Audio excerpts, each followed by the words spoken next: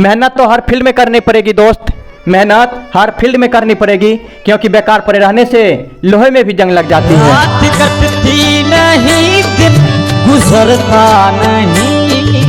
इसलिए करके अपना आप को जितना जला सकते हो तपाओ, आराम अपने शरीर को दो हिम्मत, क्योंकि एक भुट्टे का कीमत 5 या 10 रुपया रहता है, लेकिन उसको पकाने तपाने के बाद उसका कीमत वैल्यू बढ़ जाता है। इसलिए करके अपने आप को तपाओ, जलाओ, जितना कर सकते हो करो, जब तक सफलता न मिल जाए। मेरा सवाल है एनसीईआरटी गणित क्लास 10 एक्सरसाइज 3.2 क्वेश्चन नंबर 6, एक रेखिक समीकरण 2x - 3y - 8 = 0 दी गई है। दो चरों में एक ऐसी और रेखिक समीकरण लिखिए ताकि प्राप्त युग्म का ज्यामितीय निरूपण जैसा कि नंबर 1 प्रतिच्छेदी करती रेखाएं हो, नंबर 2 समांतर रेखाएं हो, नंबर 3 समपाती रेखा हो।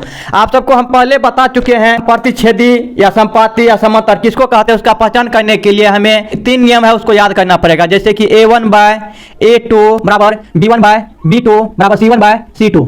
अगर ये तीनों बराबर रहता है तो ये होता है समपाती। अगर तीनों बराबर रहता है तो ये होता है समपाती रेखा। a/a2 और बराबर नहीं b1/b2। अगर ऐसा रहता है तो ये मेरा होता है प्रतिच्छेदी रेखा। a1/a2 इधर बराबर है, a1 बराबर b1, a2 बराबर b2 रहता है और बराबर नहीं c1/c2 रहता है, मेरा होता है समांतर रेखाएं।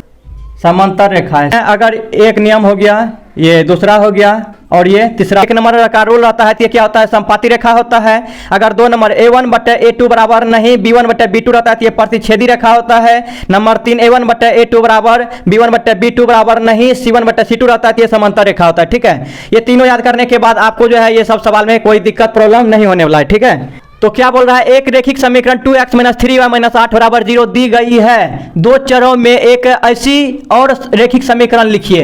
एक समीकरण दिया हुआ है, एक और रेखिक समीकरण लिखने के लिए बोल रहा है ताकि प्राप्त युग्म मतलब 2 समीकरण प्राप्त करना है। तो एक समीकरण दिया हुआ है, एक समीकरण अपने मर्जी से लिखना है जिससे कि ज्यामितीय निरूपण जैसा कि प्रतिच्छेद 1 नंबर में प्रतिच्छेद करती हो, मतलब प्रतिच्छेद रेखा प्रतिच्छेद करती रेखाएं हो, एक ऐसा समीकरण लिखना है।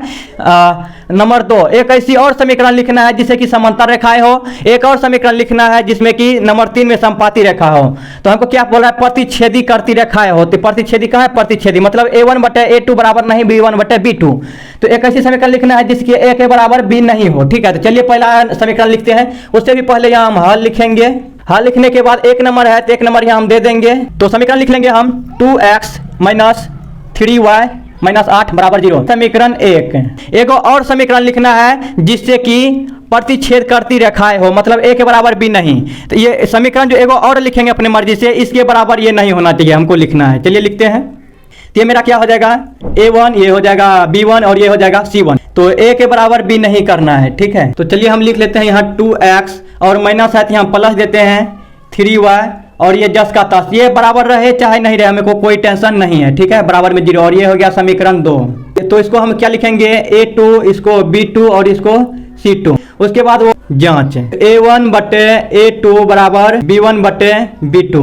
तो a1 मेरा कितना है, 2 है, a2 कितना है, 2 है और बराबर b1 कितना है, -3 है और b2 कितना है, +3 है, +3 है और बराबर इसको छोड़ ही दीजिए, कोई टेंशन नहीं, फिर भी लिख लेते हैं c है। ठीक है, तो c1 है -8 और बटे में c2 कितना -8 है। ओके, तो इसके बराबर ये देखिए है, इसके बराबर ये नहीं है, इसके बराबर ये नहीं है, इसको बराबर नहीं करना है। ठीक है, मतलब इसके बराबर ये नहीं है और इसके बराबर ये नहीं है, और ये बराबर रहे चाहे नहीं रहे कोई फर्क पड़ने वाला नहीं है। मेरा समीकरण यही हो गया 2x + 3y - 8, यही हो गया मेरा आंसर।